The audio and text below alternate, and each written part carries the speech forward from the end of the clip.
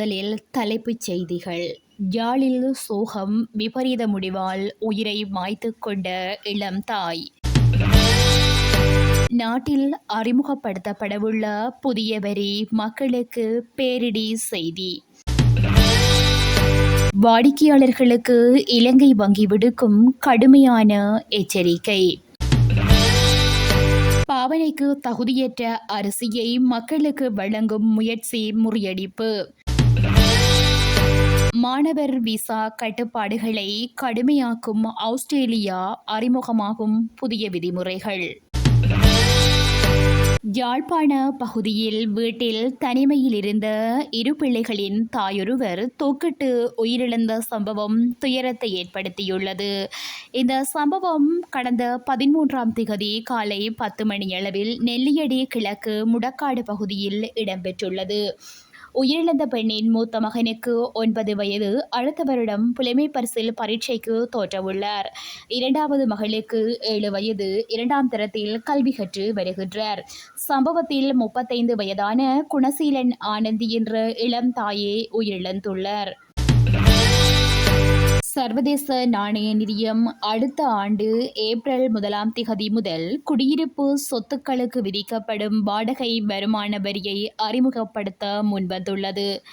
இலங்கையில் அரசாங்க வருவாயை அதிகரிக்கும் நடவடிக்கையாக நிதி நிதியத்தினால் இந்த பிரேரணை சமர்ப்பிக்கப்பட்டுள்ளது. இலங்கையுடனான கடன் வசதி திட்டத்தின் 2வது மீளாய்வின் பின்னர் வெளியிடப்பட்ட அறிக்கையில் இந்த விடயம் தெரிவிக்கப்பட்டுள்ளது. சொத்து வரி, பரிசு மற்றும் பரம்பரை வரிமுறையை நடைமுறைப்படுத்துவதில் பல்வேறு சட்ட கட்டுப்பாடுகள் காரணமாக ஏற்பட்ட தாமதம் காரணமாக இந்த புதிய கணக்கிடப்பட்ட வாடகை வருமான வரியை அறிமுகப்படுத்த நிதியம் நடவடிக்கை எடுத்துள்ளது. இணைய பரிவர்த்தனைகளை மேற்கொள்வது தொடர்பில் இலங்கை வங்கி தனது வாடிக்கையாளர்களுக்கு விசேட அறிவிப்பொன்றை வெளியிட்டுள்ளது.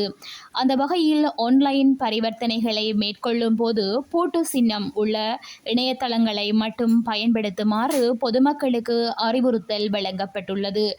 பூட்டு சின்னம் அல்லது HTTPS என்ற இணைய பயன்பாட்டு நெறிமுறை இல்லாமல் இணையதளங்களை பயன்படுத்தும் போது சைபர் ஊடுருவல் மூலம் உங்கள் தனிப்பட்ட மற்றும் நிதி தகவல்களை திருடலாம் என எச்சரிக்கை விடுக்கப்பட்டுள்ளது.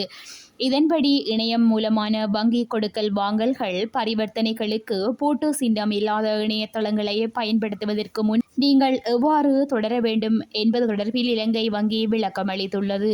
மேலும் நிதி மோசடிக்குள் சிக்காமல் கொடுக்கல் வாங்கல் பரிவர்த்தனைகளை மேற்கொள்ளுமாறு இலங்கை வங்கி கேட்டுக்கொண்டுள்ளது. குறைந்த வருமானம் பெறுபவர்களுக்கு விநியோகிப்பதற்காக லொரியில் கொண்டுவரப்பட்ட மனித பாவனைக்கு தகுதியற்ற 30,000 கிலோகிராம் அரிசியை பொது சுகாதார பரிசோதகர்கள் கைப்பற்றியுள்ளனர். ஹெலன் பிடுனுவெவ பிரதேசத்தில் நேற்றைய தினம் இந்த சுற்றி வளைப்பு மேற்கொள்ளப்பட்டுள்ளது. இந்த அரிசி தொகையை ஏற்றிச் சென்ற லொரியின் சாரதி கைது செய்யப்பட்டுள்ளதுடன் அவர் 64 வயதினையுடைய மனம்பிட்டிய வீரபுர பகுதியை சேர்ந்தவர் என தெரிய வந்துள்ளது.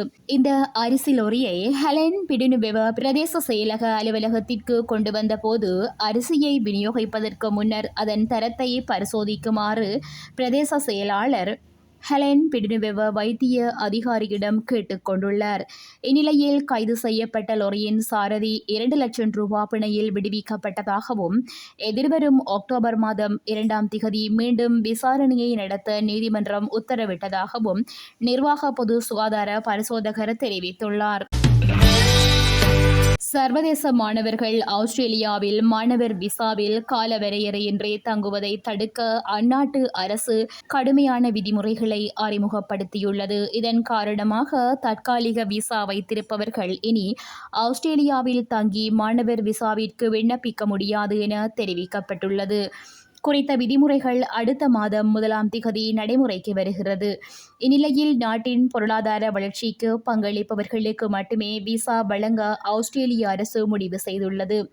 அதன்படி அடுத்த மாதம் 1ஆம் திகதி முதல் ஆஸ்திரேலியாவில் தங்கியிருக்கும் தற்காலிக பட்டதாரி விசா, மின்னணு பயண ஆணைய விசா, மருத்துவ சிகிச்சை விசா, லத்திரனியல் வருகையாளர் விசா, போக்குவரத்து விசா, தூதரக தற்காலிக விசா, தற்காலிக வேலை விசா, வீட்டு பணியாளர் தற்காலிக விசா போன்ற தற்காலிக விசா வைத்திருப்பவர்கள் மாணவர் விசாவிற்கு விண்ணப்பிக்க முடியாது என கூறப்படுகிறது.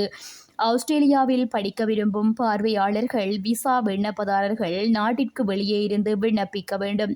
தற்காலிக விசாவில் சர்வதேச மாணவர்கள் ஆஸ்திரேலியாவில் காலவரையறையின்றி தங்குவதை தடுக்கும் வகையில் அந்நாடு இந்த நடவடிக்கைகளை எடுத்துள்ளது. கடந்த ஆண்டு டிசம்பர் 11 அறிவிக்கப்பட்ட புதிய இடம்பெயர்வு யுக்தியின் ஒரு பகுதியாக இந்த மாற்றங்கள் கொண்டுவரப்பட்டுள்ளன. இத்துடன் செய்திகள் நிறைவடைகின்றன. மேலதிக செய்திகளை தெரிந்து கொள்ள www.todayjeffna.com என்ற இணையதளத்தினை பார்வையிடவும்.